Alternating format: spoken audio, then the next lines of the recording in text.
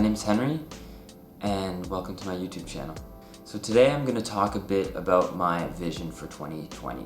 In a later video I might talk more in depth about the specific resolutions that I have and my game plan to achieve them, the reasons I even want to do them, and the actions I'm going to take to reach the outcomes that I want to reach. Today I'm just going to talk a bit more about my mental attitude that I want to have entering this new year. So I've kind of broken it down into 4 different categories. The first one I'll call mental minimalism. So much like physical minimalism, I want to reduce the things in my mind to the absolute essentials, the things that are really going to get me to the objectives that I want to achieve. I feel like in our current society, we're often flooded with a bunch of information that we don't really need in our minds.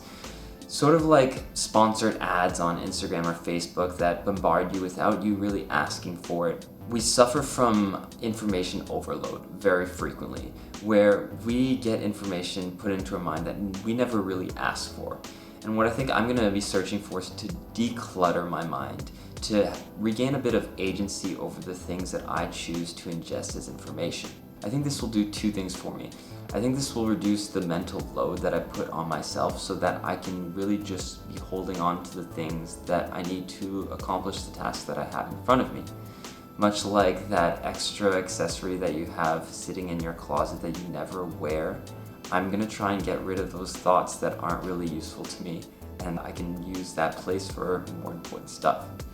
And secondly, I think that will give me a bit more mental clarity as to what I really need in my life. So by really recognizing what's important to me, I think I'll be able to sift through the information given to me to really exclude all the stuff that I don't need in my mind. That will allow me to go seek the information that I want rather than have it forced upon me. The second thing that I want to do is try and achieve a sense of flow state. So I know people have discussed this a lot in psychology, and I can leave some links in the description below that go into a bit more detail of what exactly flow state is. But from what I understand, it's a very concentrated moment of focus and clarity on a task at hand. Something that isn't extremely difficult or too easy, but it's challenging enough to keep you constantly engaged in the subject at hand. And I'm sure like me, you guys do this in your daily life without maybe necessarily having a name for it. For example, when I play music on stage with my band Aquarius Dreams, I enter a sort of pseudo-meditative state where nothing else matters but the chords I play and the timing of the music and my connection with the audience. And I enter this really sort of euphoric state of being where I'm challenged and I'm engaged in the present. And I want to train my mind to do this more actively.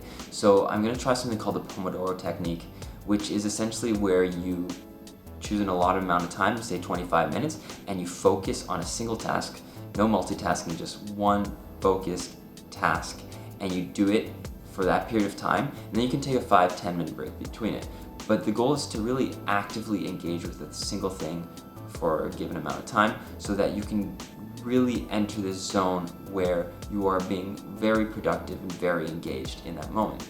And it's not just about productivity, but it's also about enjoying the moment in the present and being totally engaged in that singular thing. Something I've been really struggling with is thinking too much about my end goal or whether or not I'm accomplishing enough in the moment. And I think I'm trying to revert back to enjoying the process a lot more and being satisfied with the moment, regardless of the outcome at the end of the day. And I think this will help me really achieve that. So the third thing I want to focus on this year is my attitude towards myself. Like a lot of other people, I can be really hard on myself. If I don't achieve the things that I want to do, if I don't change my habits fast enough, or if I do something embarrassing or say something stupid, I will beat myself up about it later. And I'm really trying to implement a strategy that was explained to me of treating myself like a best friend. Seems pretty simple, but it's something we often forget to do. You wouldn't treat your friend the way that you treat yourself when you're being really hard on yourself. If they make a mistake or they mess up or they say something stupid or they're struggling really hard with something and learning a concept, you're likely going to encourage them and try and help them out, give them advice. And I don't see why you shouldn't do the same to yourself. think it's a really destructive behavior to be so hard on myself, and I don't want that. I want to be constructive and help myself have the space I need and the emotional capacity to grow. So I'm going to try and implement that in a few aspects of my life, like my sleeping habits. I've had a lot of trouble sleeping in the past few years, and I think it's because I'm really hard on myself when I'm incapable of sleeping. If I'm lying there awake for a few hours at a time, I get frustrated with myself, and I think it's my own fault for not being able to calm my mind. But I think I can really alleviate the issues I have by being a bit easier on myself, sitting up in bed, reading some more, making myself some tea, taking care of myself as if it was someone else who was having trouble sleeping. What would I get for them? What would I do for them to help them out? And that's what I want to try and do for myself. And lastly, I really want to challenge myself this year. I've been doing this a lot in the past few years, trying to push the boundaries of what I can achieve, but I think this year I'm going to take it further than I've ever taken it before. It's my objective this year to run a full marathon as well as an Olympic triathlon, two things I've never done before. And I'm also going to try and completely quit smoking. Yeah, I'm an occasional smoker, and it's something I do with friends or at parties, and I've definitely reduced the amount I do, but if I'm really worried about my physical health and want to accomplish these physical tasks and really become as healthy as I've ever been in my entire life, I'm gonna have to cut that out. And I know it's not gonna be the easiest thing, but it's definitely a challenge that I'm gonna try and face and accomplish. I'm also seeking a sense of discomfort this year, where I want to put myself in positions that I've never been in before.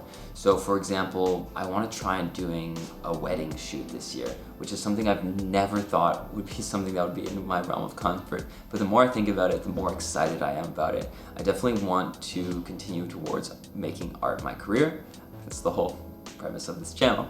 But I think doing something like that will really push me to a level that I didn't think I was capable of doing before, and I think will energize me and make me feel that anything is within my reach. And finally, I want to challenge myself to learn new languages. So I speak English and French quite fluently, Italian at a conversational level, and I started to pick up Spanish a few years ago when I traveled to Central America. But I've kind of dropped it in the past few years, and it's something that I really enjoy. I love languages, and I love the ability to communicate with others in their native language. So I really want to practice both Spanish and Portuguese, since I'm planning on traveling there this coming June, so that I can talk with the local communities and feel like I'm getting the entire cultural experience while I'm there. So that about sums up my 2020 vision for this year, sort of the mental attitude that I want to enter this year with, so that I can achieve all the goals that I want to achieve. I'm gonna make a more in-depth video in the next few months talking about the actual outcomes that I want to achieve, the reasons I want to do them, and the actions I'm gonna take towards getting there. But that will be a bit more of a tutorial on how to plan your year. So I hope that you enjoyed this video and that you have a few takeaways that maybe you can implement in your own 2020 vision. I hope you have a great start to your year, and I'll be seeing you soon.